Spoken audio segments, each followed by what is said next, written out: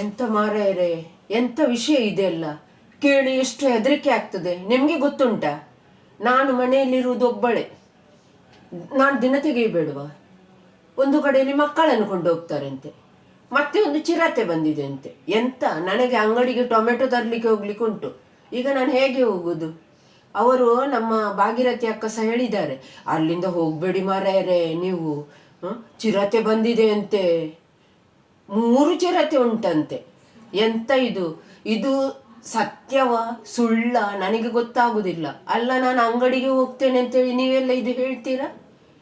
ಎಂತ, ಮಕ್ಕಳನ್ನು ಸಹ ಕೊಂಡೋಗ್ತಾರಂತೆ. ಸುಮ್ಮನೆ ಸುಮ್ಮನೆ ಸುದ್ದಿ ಎಲ್ಲ ಮಾಡಬೇಡಿ, ಅದು ಒಳ್ಳೇದಲ್ಲ.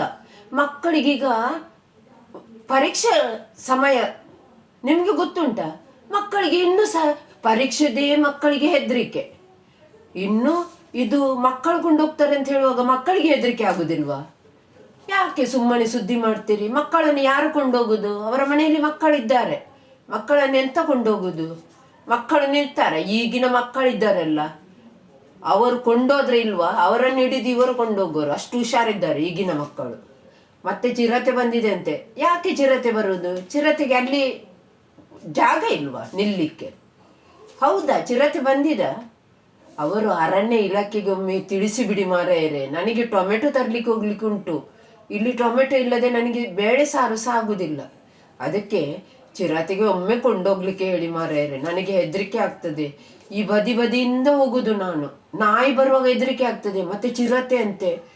ಒಂದು ಇಲ್ಲಿ ದೊಡ್ಡ ಬೆಕ್ಕು ಸಹ ಉಂಟು, ಬೆಕ್ಕು ತುಂಬ ಉಂಟು. ಚಿರತೆ ಬಂದ್ರೆ ನಾನು ಹೇಗೆ ನಿಲ್ಲುವುದು?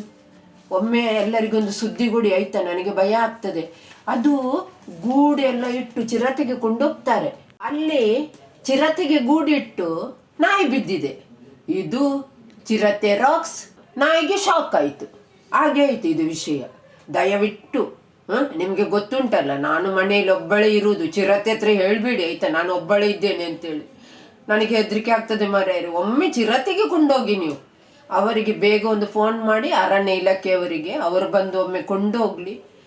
ನಾನು ಭಯದಿಂದ ನೋಡಿ ಅಂತ ನಾನು ಕೂತ್ಕೊಂಡದ್ದು. ಎಷ್ಟು ಹೆದರಿಕೆ ಆಗ್ತದೆ. ಪೇಪರಲ್ಲಿ ನೋಡುವುದು ಇಲ್ಲಿ ಬಂದಿದೆ ಅಂತೇಳಿ, ಇದರಲ್ಲಿ ಎಲ್ಲಿ ಸಹ ನನಗೆ ಚಿರತೆ ಅಂತೇಳಿ ಕಾಣುವುದೇ ಇಲ್ಲ. ಎಷ್ಟು ಹುಡುಕಿದೆ ನಾನು. ನನ್ನದು ಫೋನ್ ಓಪನ್ ಮಾಡಿದ್ರೆ ಮಕ್ಕಳನ್ನು ಕೊಂಡೋದ್ರು, ಮತ್ತೆ ಚಿರತೆ. ಒಂದು ಚಿರತೆ ಅಂತ ಹೇಳ್ತಿದ್ರು, ಈಗ ರಾತ್ರಿ ಆಗುವಾಗ 3 ಚಿರತೆ ಅಂತೆ. ಕದ್ರಿಯಲ್ಲಿ ಇತ್ತಂತೆ, ಮತ್ತು ನಿನ್ನೆ ವಿಜಯ್ಗೆ ಬಂತಂತೆ. ಈಗ ರಾತ್ರಿ ಸುದ್ದಿ ಮಂಗಳೂರಿಗೆ ಬಂತಂತೆ.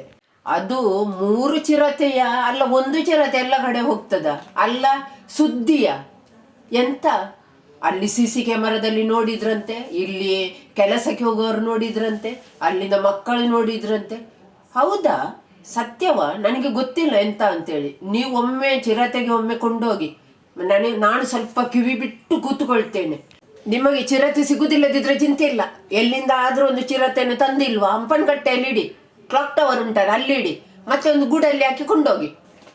ಆಗ ಎಲ್ಲರಿಗೆ ಸಮಾಧಾನ ಆಗ್ತದೆ, ನನಗೆ ಸಹ ಮನೆಯೊಳಗೆ ಸಮಾಧಾನ ಆಗ್ತದೆ. ಚಿರತೆ ಸಿಕ್ಕಿತ್ತು ಅಂತೇಳಿ.